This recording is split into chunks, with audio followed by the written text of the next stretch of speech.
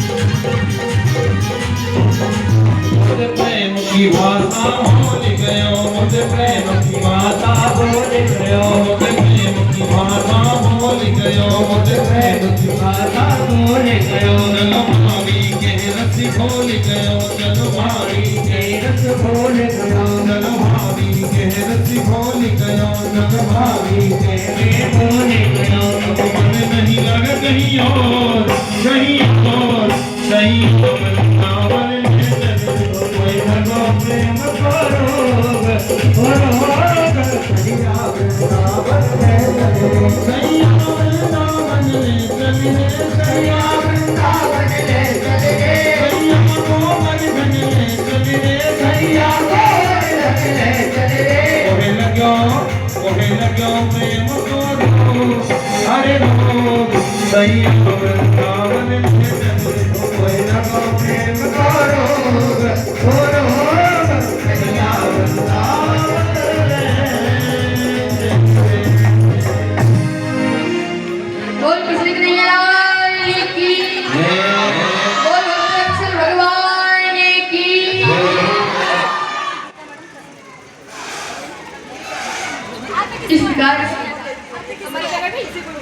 ब्रह्मा जी जो है वो नारद जी को चतुर्श्लोकी को सुनाते हैं।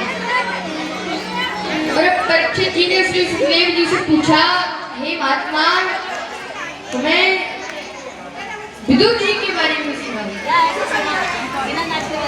देखो भैया, अगर विदुर जी के बारे में अगर श्रवण करें तो कौरवों के पक्ष में, यानी कि कौरवों की जो पुण्य है ना वो विदुर जी, और पांडवों के पक्ष में जो धर्मावतार है वो हमारे युधिष्ठिर। जब तक विदुर जी कौरवों के पक्ष में रहे तब तक कौरवों का कुछ नहीं हुआ, लेकिन जैसे ही वो अपने बाण दरवाजे पर रखकर पूरे भारतवर्ष की तीर्थ यात्रा के लिए चले गए, भैया कौरवों का सर्वनाश हो गया। तभी तो कहते हैं हमको धर्म की रक्षा करनी चाहिए। जब हम धर्म की रक्षा करेंगे तभी धर्म हमारी रक्षा करेगा। और पांडवों के पक्ष की अगर बात की जाए तो कोई ऐसा पांडव नहीं है जो युधिष्ठिर की बात को नहीं मानता, सब धर्म की बात मानते हैं, लेकिन कौरवों में कोई धर्म की बात मानने वाला नहीं है। तभी तो कहते हैं धर्मो रक्षति रक्षितः। माता सीता जब पंचवटी में थी, साधु का भेष बनाकर रावण आया, कहा कि मुझे कुछ भिक्षा दे दीजिए, तो उन्होंने भिक्षा दी तो रेखा को पार नहीं किया। कहा कि ऐसे तो मैं नहीं लूंगा, आप रेखा को पार कीजिए तब मैं भिक्षा लूंगा। माता सीता ने सोचा कि मेरे द्वार पर कोई भूखा आया है और मैं उसको यूं ही जाने दूं तो ऐसा हो नहीं सकता। संत महात्मा मेरे द्वारे पर आए हैं तो मैं ऐसे नहीं जाने दूंगी। तुरंत महाराज रेखा को पार किया और साधु ने रावण का रूप धारण करके जब अशोक वाटिका में रखा, तो जब भी रावण आता था अशोक वाटिका में, तब सीता मैया उनको एक तिनका दिखाती थी घास का। क्या कहती थी कि रावण तुम मेरे सामने तिनके के बराबर हो। क्यों? क्योंकि मैंने धर्म की रक्षा करी है, और मैंने धर्म की रक्षा करी है तो अब धर्म की बारी है, धर्म मेरी रक्षा करेगा। भैया धर्म की रक्षा पहले आप करो, तब धर्म आपकी रक्षा करेगा।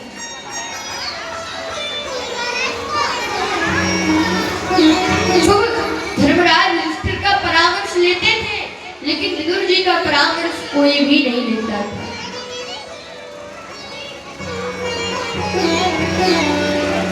विदुर जी ने बहुत समझाया, धृतराष्ट्र से कहा, धृतराष्ट्र तुम पांडवों को ज्यादा नहीं 5 गांव दे दो।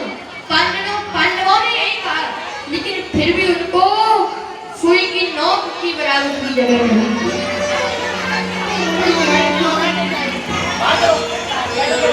और विदुर जी धर्मराज धृतराष्ट्र से यह कह रहे, धृतराष्ट्र तुम जिस दुर्योधन की हाँ में हाँ कर रहे हो, उस दुर्योधन के रूप में कोई मूर्तिमान दोष यहाँ घुस आया। देखो भैया, अगर राजा को अपनी प्रजा का, अगर पृथ्वी की रक्षा होती है तो उस गांव का त्याग कर देना चाहिए, और अगर एक शरीर के अंग के त्यागने से पूरे शरीर की रक्षा होती है तो उस अंग का भी त्याग कर देना चाहिए। अब हमारे हाथ पर कोई फोड़ा हो जाए, अब डॉक्टर कहे कि इस हाथ को कटवाना पड़ेगा, नहीं तो पूरे शरीर में इन्फेक्शन फैलाएगा तो दिक्कत होगी। तो भैया आप कितना भी मना करो, कितना भी कुछ सोचो, लेकिन अंत में हार कर आपको वह हाथ कटवाना ही पड़ेगा।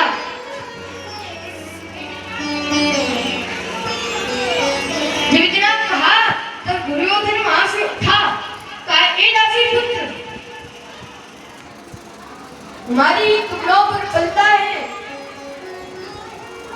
और मेरे खिलाफ मेरे पिता को मिलता है।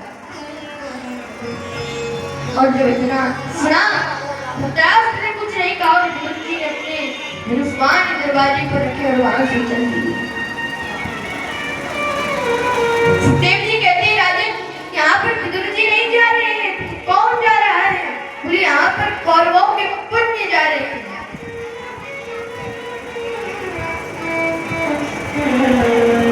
और जैसे ही हमारे विदुर जी रास्ते में चल रहे थे तो तो वहां पर उनकी भेंट उद्धव जी से हुई। अनेक प्रकार की बात बनी और बात ही बातों में भगवान के बारे में भी पूछ लिया। उद्धव जी कहते हैं भगवान तो अपने परम धाम को चले गए हैं